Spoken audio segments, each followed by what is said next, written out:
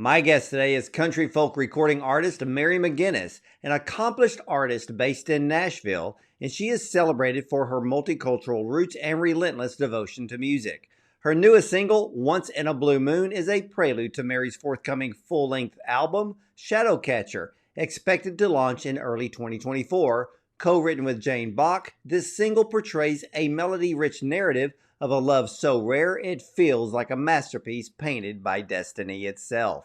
Now, with influences ranging from the Beatles to the iconic rock anthems of the 1970s and cosmic inspirations, Mary's music represents a rich and diverse tapestry of her life. Now, her multicultural heritage and glowing passion for music are reflected in her very well-produced records, promising listeners a unique and authentic musical experience. Mary's journey from her vibrant, culturally enriched background to her navigation through life's challenges accumulates in her latest project. And it's not just a musical endeavor, but a soulful exploration offering a glimpse into her life, her passion, her heritage, and her unwavering commitment to her art. Let's welcome one of the most beautiful voices in music today, Mary McGuinness, to the show. Welcome, Mary. Hello, Ward. How are you? I'm doing great. Wow, I've had the utmost pleasure to listen to a lot of your music, and I was even more, I guess, in awe of reading your background. So kind of walk us through, because with a multicultural upbringing, how are you introduced to music? Well, I was born in Texas in Fort Hood. My dad was a Green Beret. My mother was Korean, and I lived in Korea for a while. And then I went to live with my grandfather and his wife in New York. And I think that I was really influenced by a few things. I think my aunt lived in the home and she loved vinyl and she loved the Beatles. So I was really lucky to get that kind of soaked in to me by osmosis, I think. And I just love the Beatles. I mean, they're kind of the foundation for me of music, of everything I love. And my grandfather loved big band music, so I think I was exposed to a lot of older writers and, like Cole Porter and Gershwin and things that I don't know if anyone my age no one was listening to that at home. And I actually didn't really like it that much, but as I got older, I started to really appreciate it. And I also grew up singing my church choir. So I think also church music and Bach. I remember I love Bach. He's probably my favorite classical composer, and just some of that music is just incredible. So I think there's a lot of influences. And then, of course, I love all kinds of music. And I don't know, I think it's kind of in your soul. I think so many people love music, and it's just kind of the universal language for all of us. Yeah, and I think for most artists, if they're smart, is to listen to a variety of genres, and not only, and then also from very particular times. It could be, the '40s of big band, or it could be the Beatles from the '60s, and just mixing it up and just learning what other people are doing, and maybe try to grow an appreciation for either a new genre, or maybe picking up some elements for an artist like you that eventually will record something that they have learned from someone else. It's true. I think you kind of soak all that in. And then, if you're writing songs, I think it comes through in your own way, authentically. I think it's just kind of, the influences, and then it somehow you come out hopefully with something that's your own. Well, I Authentic. understand that you actually got a music scholarship for opera. How and why opera? I think it was because a couple of things. I think because I soloed with a lot of classical music in church. And then I had a high school music teacher who really loved classical music. And I seemed to naturally sing opera and sing it. Um, and it's funny, my grandparents, they didn't really look at music as like something you could have as a career. And I think when they saw that I was singing classical music, I think that was somehow more okay for them than if I said, I'm just going to pack a guitar and go off and just start playing guitar. And, um, and that just seemed also for me what I was lucky, because I think that's the only way I really could have maybe not gone to college, but it really was a way for me to be able to pay for school to get a scholarship. And not that I didn't have student loans and stuff, but I did get a lot of help. And so I was very fortunate to have gone that path. And I'm glad I did it. I can understand where parents or grandparents would look at, I've talked to so many recording artists, and it's like, go get a real job. And, but to think back, okay, with opera, classical music, or those that may be in an orchestra, those are probably the areas, especially if you're in New York, you could most likely get a job, a real job doing that. But Yeah. playing country, playing rock, it's kind of like you're on your own. Yeah. You're not going to really get hired. It's like maybe playing for tips or something uh, at a bar or a lounge. But I can understand where the whole classical thing is like, yeah, that's stable employment. Yeah, I don't know. That was somehow more approved or something. It's just strange. I think about that. I don't know, kind of know why that happened, but I also had a deep love of classical music, and I seemed it seemed easy for me to do that at the time. So no complaints. I mean, I left it because I really wanted to start writing, and I was influenced by so many other kinds of music that I couldn't see staying in that world. Well, yeah, I even read where you performed on stage at Neil Simon Theater on Broadway. Mhm. Uh, how did that happen, and what was that like? I got that while I was in school, and I I tried to take like one class while I was doing it, and it was not doable. But I auditioned, and I auditioned 3 times actually, and it was amazing. But it's 8 shows a week, and you really, I think everyone has dreams of Broadway, and then maybe once you do it, you're you're like, okay, I did that, because it was a 3-hour show, 8 times a week, a year and a half of that, plus rehearsals of putting in new people coming in. And I mean, you're really, I just remember that year and a half of just, the alarm going off, running to sometimes 2 hours in makeup every day as well, and hair. And it was just, I loved it. It was an incredible experience. But yeah, you know, it's your whole life when you're doing that. I really, Yeah, there's no time to rest. There's no time to live your own life. And then if it's a hit on Broadway and ends up with a 3, 4, 5 year run, that takes everything out of you. oh yeah. I mean, I think I laid in bed for after I was still got out of bed for like a month. But yeah, and there were people who had done one Broadway show after another, and that's their life, and it's a great way to do your art and do music. I don't know if it's for everybody, but I'm very grateful that I got the chance to do it. Yeah, because you've had a lot of different experiences when it comes to music. But I was reading, and how did you go from barely making it on the streets of New York City to making the decision and head to Nashville? Well, there was some time in between there. There's a lot of time Yeah, in was it between. there? I think there was an LA between that. Yes, there's an LA in between there. Uh, Struggling on the streets of New York for sure.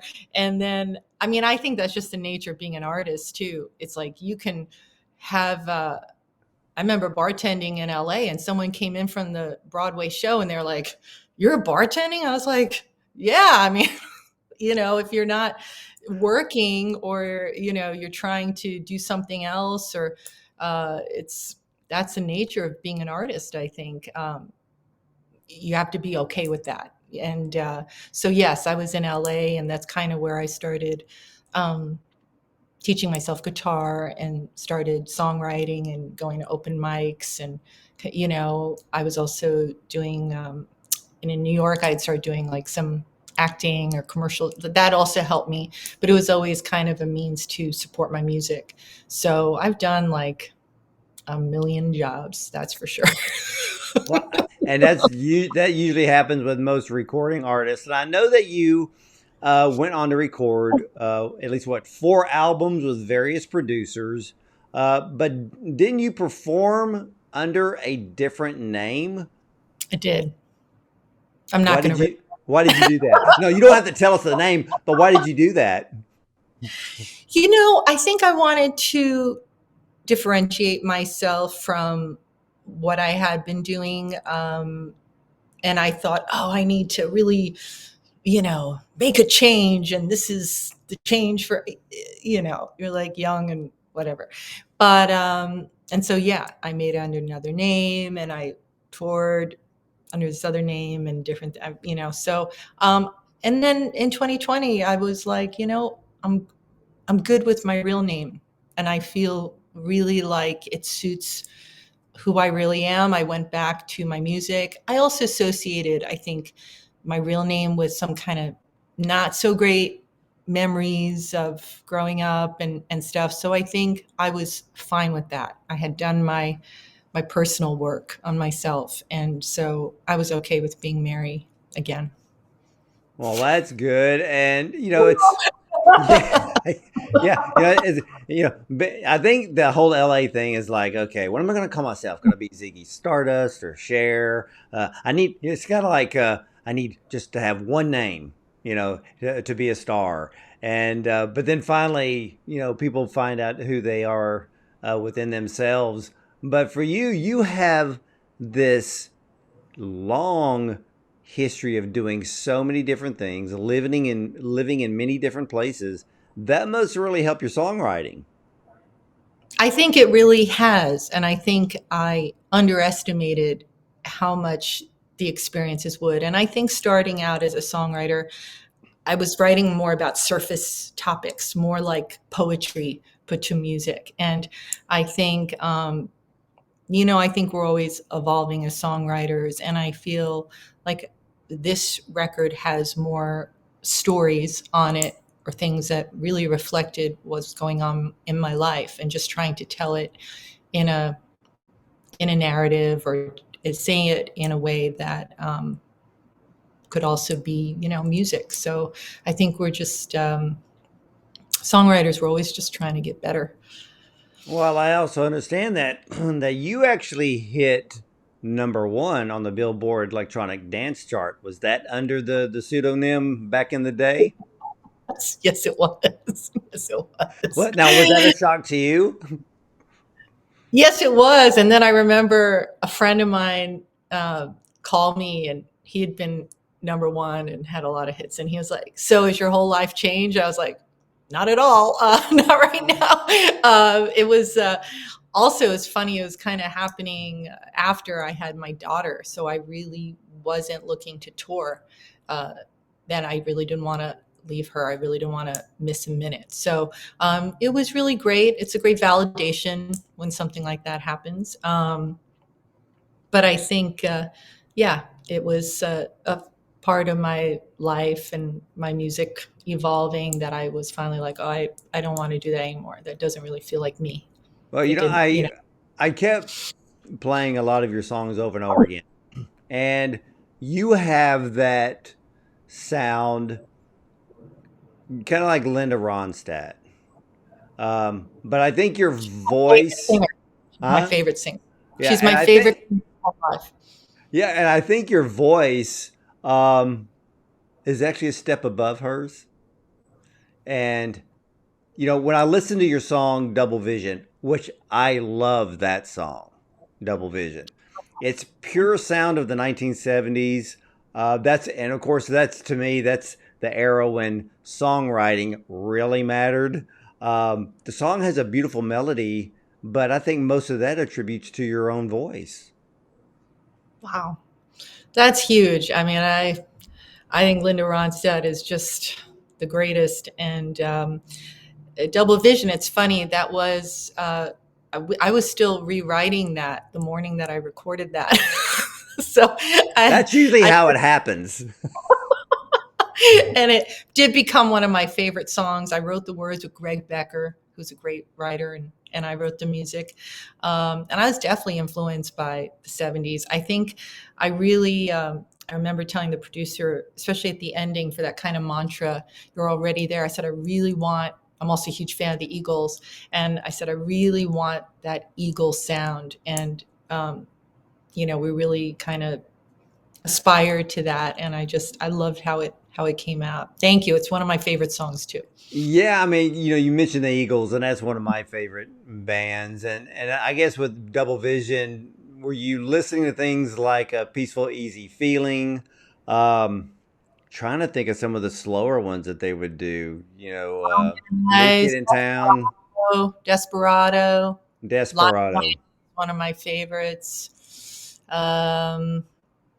One of these nights, and So, oh, which is your favorite Eagles album?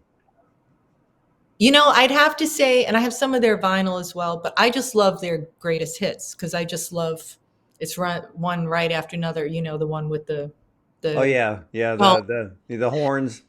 yeah, Yeah.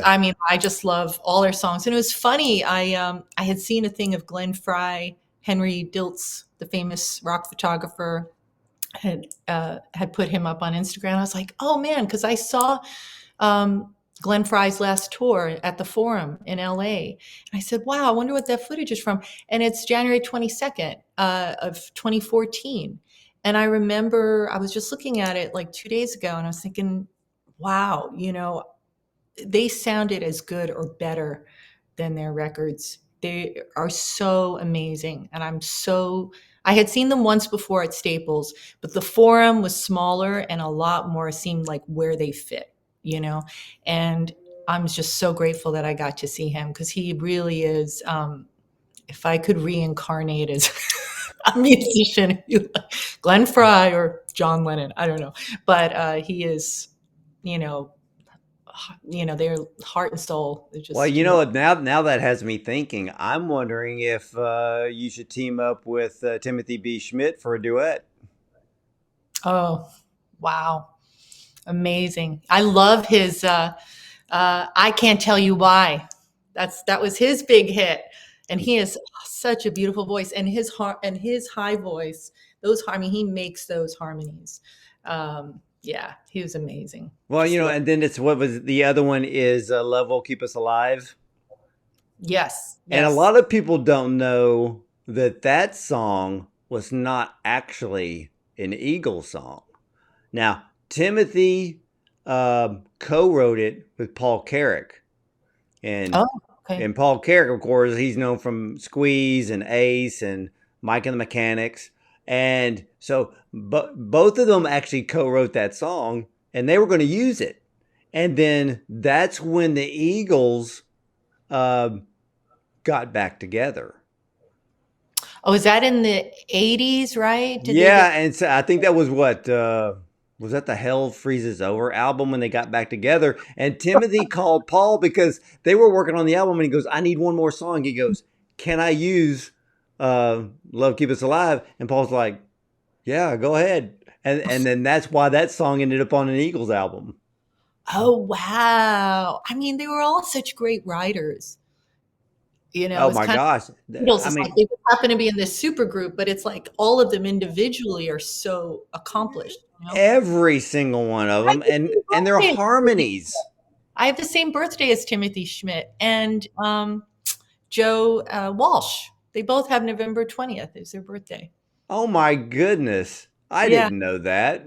I forgot about it when you were telling me. I was like, oh wait, I have the same birthday. Wow, it's I always love going back and reading the history of how certain songs ended up on somebody's album or what had transpired inside the studio where maybe there was a mistake made, but that mistake is what made that song iconic. I think And that and to me, I don't know, can you create can you create iconic moments with Pro Tools? I think Pro Tools has its place, meaning that you have to create the iconic moment first.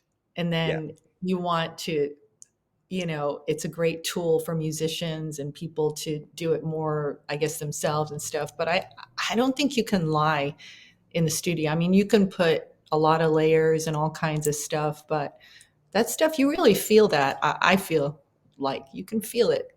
What something in the room. I remember I was recording at Sunset Sound in LA, and they had up on the walls. I mean, it was like the Beach Boy and Pet Sounds had been recorded there, another favorite record of mine, and all these things. And it was like you could feel it. You could feel there was just this vibe. I'm sure it's probably, I've never been there, but like Muscle Shoals. I feel like probably all these really iconic recording places. I think all of that music is, It's embedded into the walls.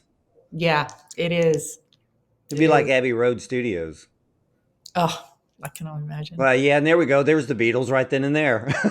Yeah, they were okay. I always wondered, what if artists today who have they use Pro Tools way too much. What if they could take if they want to expand their talent? This is how I look at it. If you want to create a song in Pro Tools, yeah, I get it. But why don't you go into the studio and recreate that, but put it on tape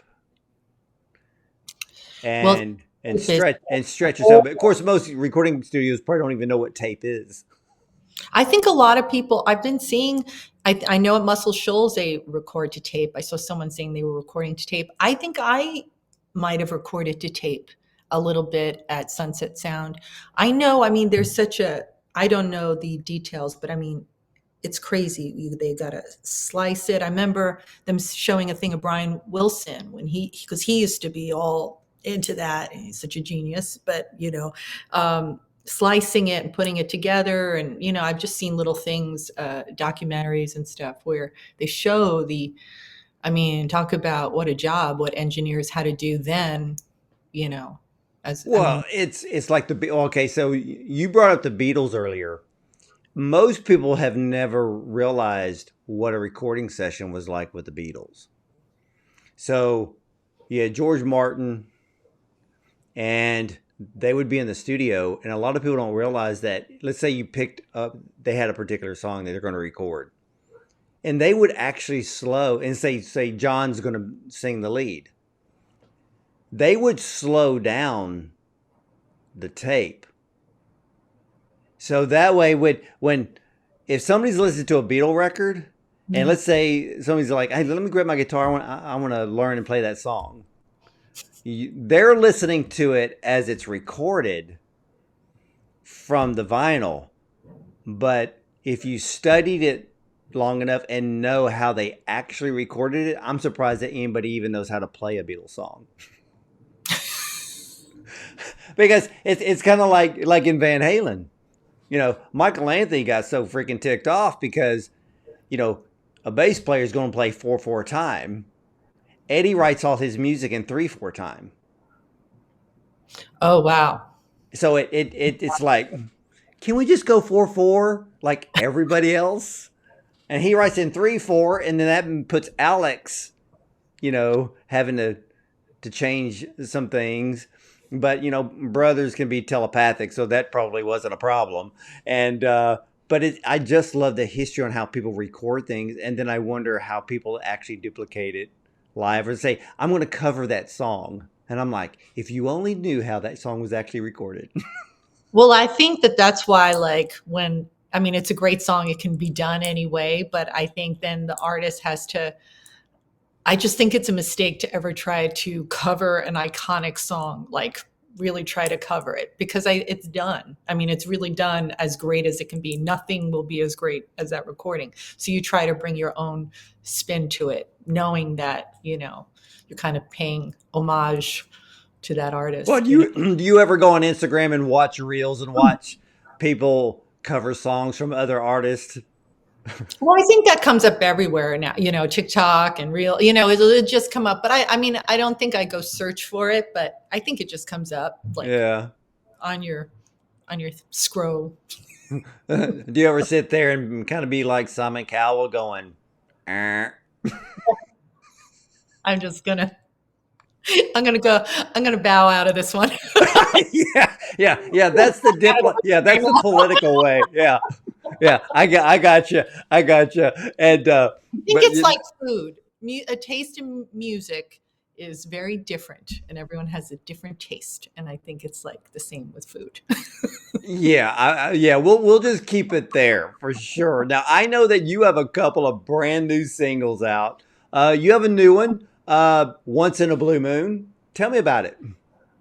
Well, Once in a Blue Moon was the first single I started releasing in end of September. And that's really kind of my attempt to write more of a standard type of song. Of course, I wanted pedal steel in it, and because everything was a little better for me with pedal steel, probably my favorite instrument. And Joe Pisapia, who was, an incredible producer for me on this record, and he plays pedal steel. He kind of plays everything: banjo, mandolin, guitar, acoustic, electric. I mean, he was playing everything on this record.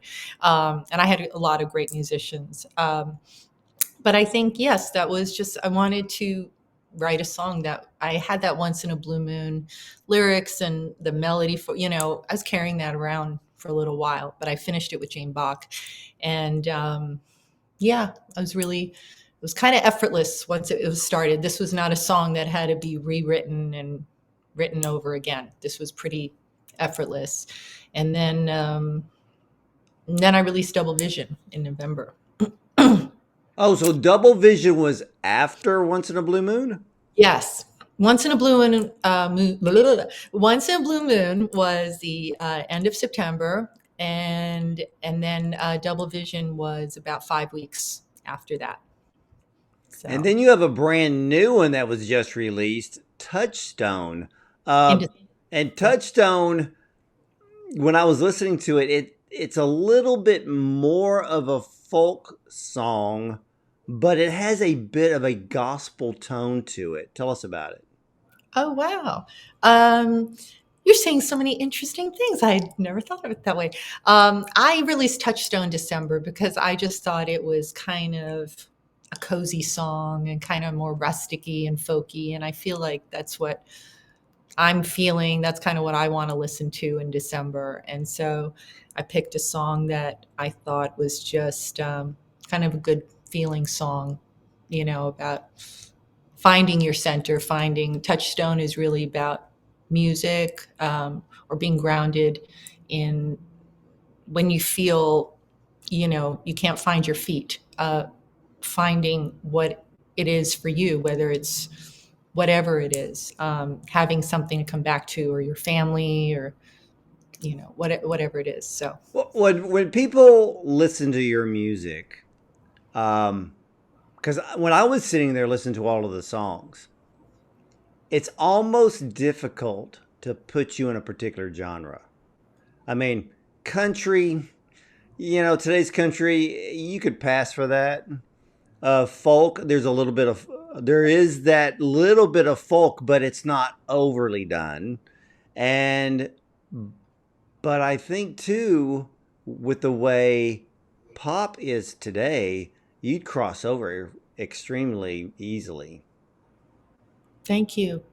Thank you. It's been interesting just hearing all the different genres or people kind of saying, I'm not sure. I also feel like on this record, I didn't necessarily make it easy for anyone to figure that out, because I think it's pulling from all the kinds of music I like. There's a song that's very Celtic. There's something that's 70s and more yacht rock. And then there's kind of, Hey, yacht rock rules. I love yacht rock. And then I feel like, and then there's, something like more Eaglesy, or it's, it just came out that way. I didn't try to write anything and anything specifically. I just went with how it came out, what felt good for me and what served the song. So, Yeah, and I noticed that on the song credits, you either wrote it or you co-wrote all of your songs. yeah. But seriously, when you go back and listen to Touchstone, because when I said that it has a bit of a gospel tone to it, it has a little bit of that mainstream Southern gospel tone to it. not like the black gospel. I'm talking about that. So there's just this element within that song. Because when I first heard it, I was like, okay, yeah, this would fall into the folk category, but there's this extra layer there that if people pay attention long enough, they're gonna go. Because my wife is like that. She'll listen to a song. She goes, "Did you hear that?" And I go, "Hear what?" And it's kind of like, "Didn't you hear the bell on the back?" What bell? And so, or Who's the hey, did you music hear? person here? Yeah, and it's like, hey, did you hear him walking that bass? Say what? And so I'm just like, so I'm the one that has to, I'm the one that interviews all the recording artists, but the rest of my family's like, they can dissect a song like a surgeon. Oh, wow. So you come from a family, it's in your blood. Everyone is. Well, I think it has to splash on me, and so when I listen, I listen differently than most people. Yes, I listen to it. Okay, do I enjoy the song? Do I like it right off the bat? Do I have to speed 30 seconds into it to finally get it? But I will sit there and listen to these songs over and over again, and I go, ah. It's kind of like me dissecting a movie for a film director. And you just, because, like as for you as being a recording artist, you go into a recording studio and working with a producer, you're putting down multiple layers to create a piece of art. Yeah. Do you feel like an artist when you're in the recording studio? I just feel like I'm having a great time. I feel like, jumping up and down for joy. I mean, the recording of this record was the highlight of my year. Also because I've never laughed so much. This was a very, very funny group of musicians. And even they said they hadn't laughed, like they never quite had an experience like it. We were just howling. Like when I listen back and I remember recording even some on my phone, I mean, I can't even put it out there, but I mean, people are just laughing. It was just a funny group of people besides being incredible musicians and great I people. get it. I get it because it is so funny because, I spent a lot of time on your website. I was listening to all of your songs and I'm thinking, okay, Mary McGuinness, she's a serious artist. She sings these deep lyrics, and then you come on here and you're just like, you're like the one that brings all the laughter to the party. Oh, thank you. Thank you so much. I So just you were the completely opposite of what I was expecting. oh, you thought I was going to be, yes. Yeah. Being on stage and pulling one of those serious, 1940s, 1950s with a Shure 55 microphone, singing real close to it. Well, and I have a funny thing about my the microphones I use recording. Really? We tried all these expensive mics. We rented them for like one day or something, or they loaned them to us, like 8 mics from Blackbird Studio here in Nashville. What all the expensive Newmans that are $5,000 a piece. Yeah, well, guess what? The one that I wound up using, we call it the phony Sony. It was like the engineer, Joe Costa, was like, I bet this mic is going to sound great on you. I don't even remember the name of the mic. But it's basically called the phony Sony. So, Well, you know what? That's funny because used. there's a video of Ronnie James Dio. He walks into the studio because he's going to cut this song for an album with, I guess it was another artist or a group of artists. And he brings his own mic. And they looked at him like, why would some guy come in here with his own microphone?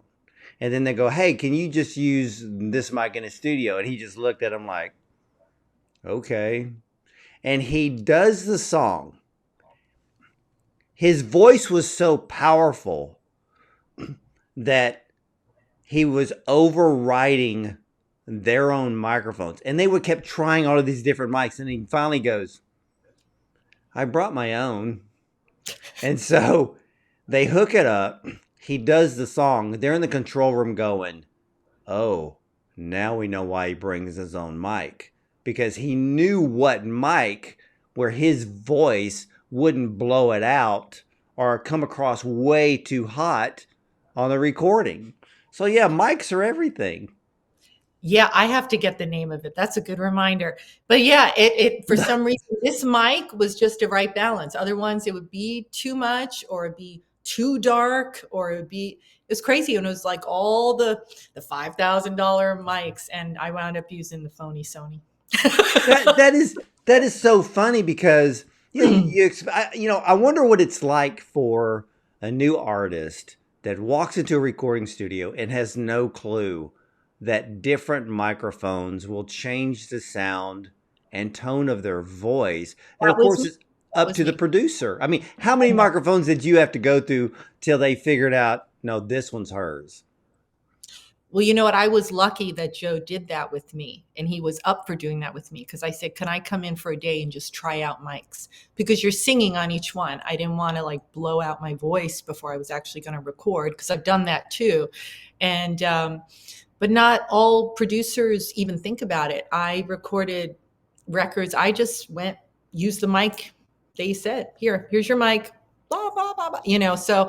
Uh, that was definitely me. I don't think that I was really aware of that um, till after a few records in that I started to say, wow, I think the mic, you got to find your own mic. Um, That is weird that you say that because why doesn't a producer take the time with an artist to find the right mic? Now I get it that they may be after a particular sound, and it's usually the producer that's after the sound, not a young artist, because the young artist still doesn't even know what their sound actually is. exactly. And then to choose the right microphone, because the whole point is, to me, when it comes to a song, what emotion and feeling does it cause the listener to have when they sing? And I think a lot of it has to do with the way the song is recorded, what mic they're using, so what overlays they could be using. But to me, just finding out the right mic in a raw setting, I mean, that's gold. That's not only great for the producer, that's showing the artist what's best for them. Well said. You're totally right. And I was definitely, as a young artist, just immediately assumed that the producer knew everything, knew more than me. That, okay, if you say that because you don't have enough experience, unless you have someone else mentoring you or guiding you, saying, oh, make sure this, which, I didn't have. And I think that is the plus side of having now done this for a longer period of time is that when I went to work with Joe, um, like I said to him, I said, "You didn't just hear my music; you hear me." He it was very much the two of us had the same vision, like right away. Our first visit, we were connected by a friend, and I just knocked on his door, and we wound up talking for 2 hours. And I said, "Oh, could I just play you a couple of my songs?" We finished one song on it, Spellbreaker, the only song I had started in LA. And I said, I'm stuck on this one part. So in 2 hours, we met, finished a song, decided to record a few songs, which turned into a record. But right away, you just click with someone. But I feel a lot of it was that Joe just always let me be me. And I felt maybe that's why it was so childlike in that studio, because it was just so easy I never had to worry that it wasn't cool enough, that I was going to say something, someone's going to laugh at me, or make me feel dumb because I didn't know something, or, you go through a lot of different experiences with different people. And sometimes it's about their own personal power and not necessarily about the music, especially with. Yeah, you bring up something really, really important, that not just people who are music producers, but people in leadership in general, they need to realize that who they're talking to doesn't know everything. Don't treat them like they know everything. be open to the fact that they don't know, and it's your job to teach them. So it's kind of like the producer. It's especially working with a young artist. The young artist isn't going to know jack. They've been sitting in their room. They've probably been playing in a bar or a lounge, performing for people, practicing the songwriting, but then they finally have what it takes to go into a recording studio, maybe get signed by a label of some sort, and have the right producer to really mentor them through the whole process. So that way the experience is made right then and there. So when it comes time for the next song or the next album, they're far more prepared than ever before. So true. Very true. And I think that is, some of that comes from experience, but when you talk about someone being in a leadership role, I think that's also someone's personality, who they are as people, what they're, are they an artist too, in the sense that they're producing, or are they in it for other reasons, or, and it's also about just being kind, just about being kind. That's the number one element. Feel, not included, or like they don't know enough, or, I remember definitely being young and not knowing, and I'll still sometimes feel, have felt awkward in situations, because if someone makes you not feel included, you don't feel included, and that's okay. But now I'll just like, okay, I don't want to be around you anyway. But when you're younger, you don't know that, and you're just thinking, oh, I don't know anything. Exactly. Now, when is your album Shadowcatcher debuting? Next Friday. Really? Mm-hmm. How exciting is that? I'm so excited. I really am. I'm the most excited about this record than I've ever been about any project that I've done. Truly. And I Wow. think, What has been the feedback to those who have listened to the songs? really great. I think people, are surprised, and everyone seems to have their own take on it. Whether it's genre or what they think it reminds them of, or that's what I love though. And that's why I often, if I'm posting something, I won't always want to tell what the song's about. I really like people to just have their own interpretation of it. And it's been really, I'm starting to get some great support. I'm really grateful for it. Oh, fantastic. And you plan on touring on it? Yes, I do. And it looks like I have a tour shaping up in the spring, later in the spring in the UK. And I already have another date, some dates to play in June as well. And I think I'm also going to do a release show with my producer and everyone who played on the record. I'm just waiting for the date, and I'm pressing vinyl. And so I'll also do a vinyl release, and just, there'll be a lot of shows this year and getting it out there, but I'm really excited. Well, you ought to be. Your songs are fantastic. And ladies and gentlemen, you got to head over to marymcg.com and take a listen to her music, and I can guarantee you one thing. You will be an instant fan. And Mary, and I've had a blast with you today. You're more fun than I expected. That is a huge compliment. Thank you so much. I get a kick out of that. She thought I was going to be all serious. Be one of those very serious. Exactly. Yeah, like having your entourage team powder puffing your face before you come on, and and making sure everything's just right. But no, you're just full of life. You're fun and funny, and I think that when you know what, this may be kind of dumb, but you may want to write a little, maybe a little 30-second, 1-minute song and just call it Phony Sony. That's so funny.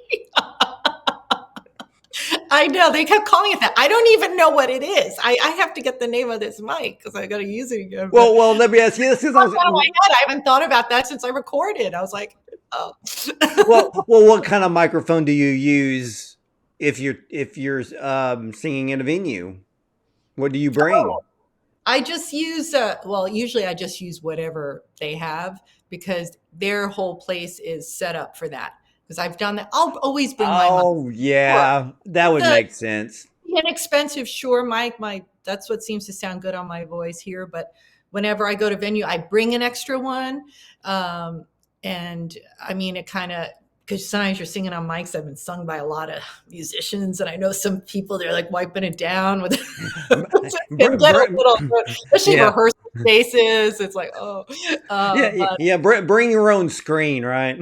Yeah, I mean, some artists do that, but I tend to just use what the venue provides. Because so what was it? What are they mostly using? Like a Shure 57 or a Shure 58? Yeah, that's always what I wind up using, or the it's the black one. It's totally the OM something. It's also I would get up and go check it out, but I'm not going to leave your screen. No, that's okay. That's okay. It's so funny how far technology has come, but microphones rarely change. You can't mess with success. You can, and that's why, I mean, and some of those mics, from the 40s and 50s, they're so expensive because they are so precious. They were done. Well, they're ribbon mics too back in the day.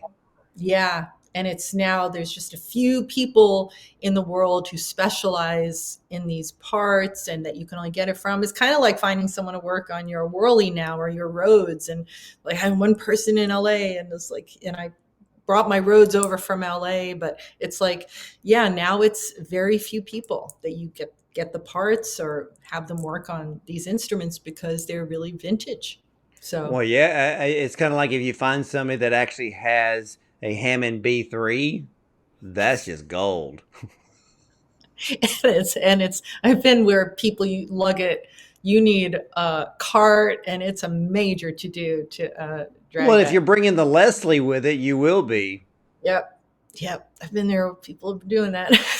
I don't know. Does that make us sound old that we're the only ones that probably know what a Hammond B3 and a Leslie is? I don't think so. I think there's a lot of, I'm seeing kind of a real resurgence in that. I see a lot of like teenagers and stuff who are wearing a lot of like Led Zeppelin or t-shirts. And I don't know, maybe they're just wearing it because they think it's cool, but I think that it's authentic, that they're probably listening to Led Zeppelin. So I love that. I think it's cool. That's it.